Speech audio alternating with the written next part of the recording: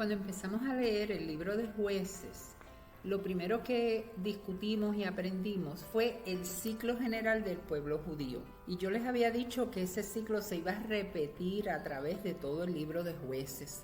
Un ciclo que empieza con el pueblo que desobedece a Dios y peca, que tiene unas consecuencias que usualmente tiene que ver con sus enemigos y muchas veces ir cautivos, esclavos a otro pueblo, que después ese pueblo se arrepiente, sufre las consecuencias, se humilla ante Dios y le pide liberación, y que Dios se apiada y tiene misericordia del pueblo, le manda a alguien como líder para liberarlos, y el ciclo después de un tiempo vuelve a empezar porque al pueblo como que se le olvida y vuelven a desobedecer y al pecado.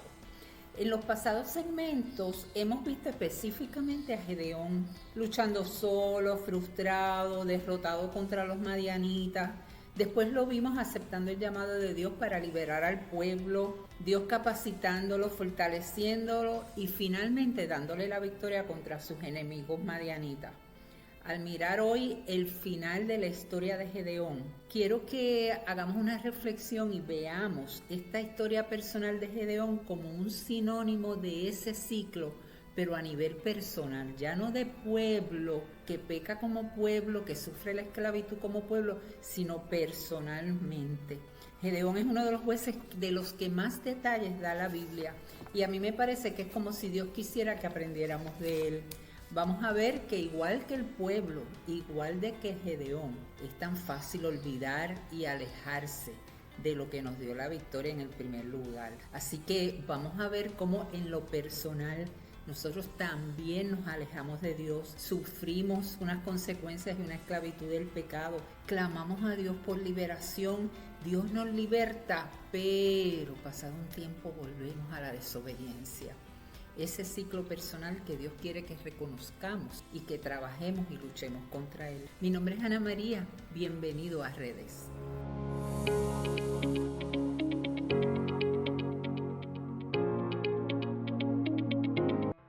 En el capítulo 8 del libro de Jueces podemos leer sobre el desenlace de la historia de Gedeón.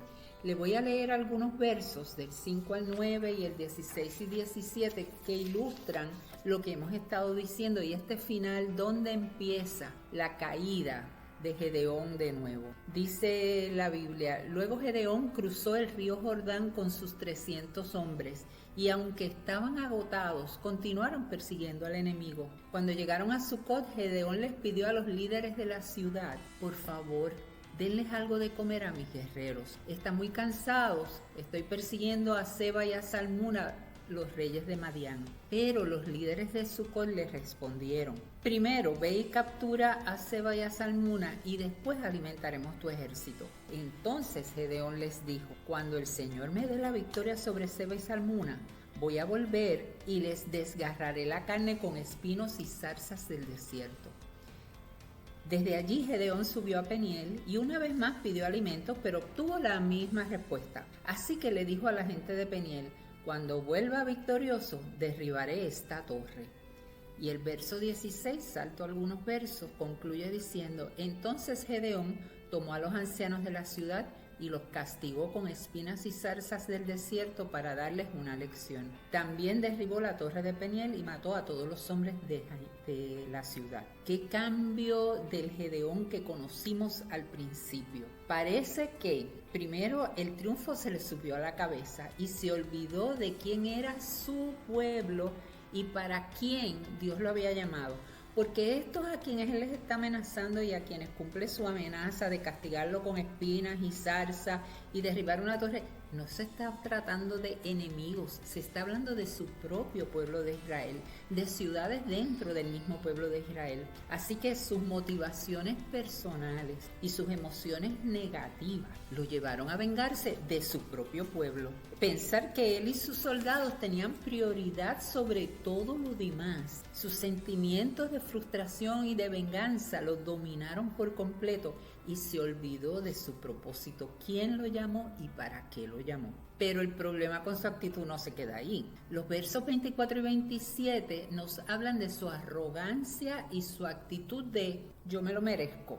Claro, la Biblia no lo dice así, pero es una actitud que nosotros podemos reconocer, una actitud que lo envuelve en corrupción espiritual, ya que el efod que menciona en estos versos era una pieza del vestuario de los sacerdotes, que eran los representantes espirituales del pueblo de Dios. Dicen los versos: sin embargo, tengo una petición que hacerles, les dice Gedeón, que cada uno de ustedes me dé un arete del botín que recogieron de sus enemigos caídos. Como los enemigos eran ismaelitas, todos usaban aretes de oro. Con todo gusto, le contestaron. Así que extendieron un manto y cada uno de ellos echó un arete de oro que había recogido del botín. Todos los aretes de oro pesaron unos 19 kilos, sin contar los ornamentos reales, ni los pendientes, ni la ropa de púrpura usada por los reyes de Madián, ni las cadenas que sus camellos llevaban en el cuello. Entonces Gedeón hizo un efod sagrado con el oro y lo puso en Ofra, su pueblo natal. Pero pronto todos los israelitas se prostituyeron al rendir culto a ese efod, el cual se convirtió en una trampa para Gedeón y su familia. Así que Gedeón empieza a reclamar privilegios que no le tocan, privilegios que le tocaban a los sacerdotes, y construye o hace este efod de oro y la gente se inclinaba a él. Esa corrupción espiritual que se le subió a la cabeza a Gedeón. Finalmente los versos 29, 30 y 33 nos describen cómo Gedeón empieza a vivir a su manera, como la sociedad que no es de Dios, como el pueblo que no es de Dios. Gedeón acepta otras costumbres contrarias a las instrucciones que el Dios que lo había llamado y del Dios que lo había capacitado para servir. Dicen estos versículos 29, 30 y 33. Luego Gedeón, hijo de Joás, volvió a su casa. Le nacieron 70 hijos varones porque tuvo muchas esposas. Además, tuvo una concubina en Siquem que le dio un hijo a quien él llamó Abimelech. Gedeón murió muy anciano y fue enterrado en la tumba de su padre Joás en Ofra, en la tierra del clan de Abiezer. Qué triste desenlace para una vida de retos, de éxitos y de victorias. Yo espero que la historia de la vida de Gedeón nos recuerde y nos haya enseñado que al igual que con Gedeón, Dios nos ve con sus ojos de creador, no como nos vemos a nosotros mismos. Ese fue el comienzo de la historia de Gedeón, que cuando Dios nos llama, nos prepara, no por lo que tenemos, sino porque lo que Él sabe que ha puesto en nosotros. Que los planes de Dios siempre se cumplen de acuerdo a la voluntad de Él y su propósito. Y muy importante en la lección de hoy, que como pueblo y como humanos tenemos que estar alerta y tener cuidado de no olvidar que las victorias no son nuestras, son de Dios. La arrogancia de descansar en nuestros logros, yo me lo merezco, yo me lo gané, esto me lo debo a mí mismo. Esa arrogancia es el primer paso de descenso y alejamiento de Dios. En el próximo segmento vamos a conocer un poco de la historia de Abimelech, que es el sucesor de Gedeón, un juez muy controversial, y ya vamos a ver parte de su historia. Mientras tanto, que Dios les siga dando hambre de su palabra.